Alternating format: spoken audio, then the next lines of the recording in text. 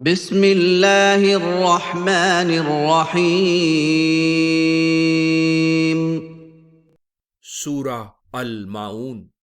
بسم اللہ الرحمن الرحیم، اللہ کا نام لے کر جو بےحد رحمت والا بار بار رحم کرنے والا ہے۔ میں سورہ الماعون پڑھنا شروع کرتا ہوں۔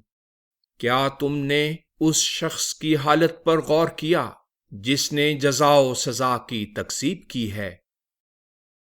اسی انکار کا نتیجہ ہے کہ وہ قابل حقارت انسان یتیم کو دھکے دیتا ہے اور مسکین کو اس کا کھانا دینے کی لوگوں کو ترغیب نہیں دیتا۔